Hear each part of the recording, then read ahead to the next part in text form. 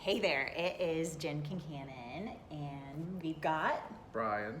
And Tammy Bjorge. We are talking about some really great things regarding the loan process, and then some with Tammy Bjorge of Caliber Home Loans today.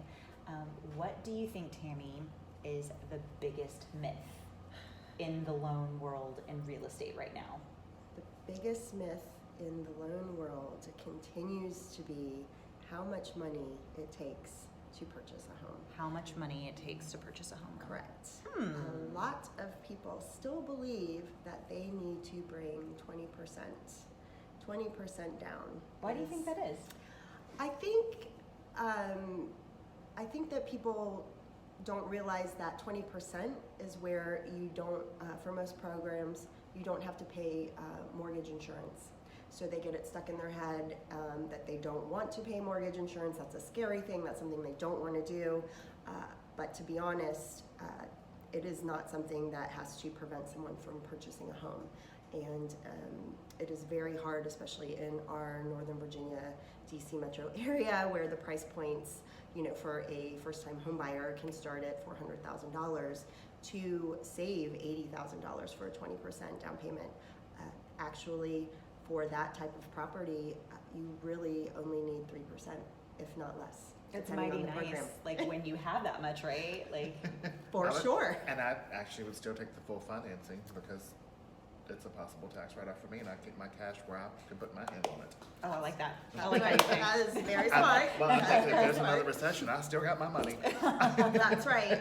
And additionally, as Jen, the inventory here can be older, so it may be worthwhile for someone to keep some of that money so that they can renovate a bathroom, a kitchen, the flooring, and make their home really something that they've put their personal touches on. And that's something that I pride myself working with clients on.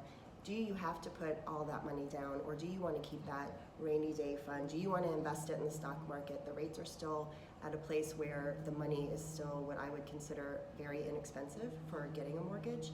So sometimes cash in hand is better than in a house.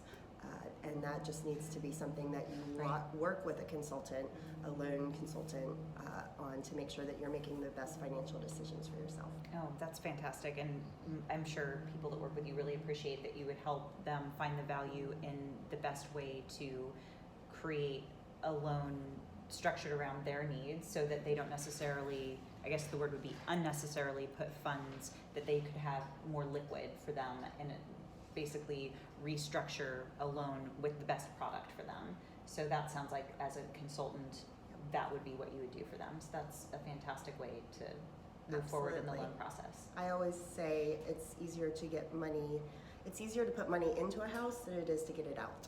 I like that thought. And that's just something that people need to consider when they are looking at their financing options. Thanks, Tammy. Sure.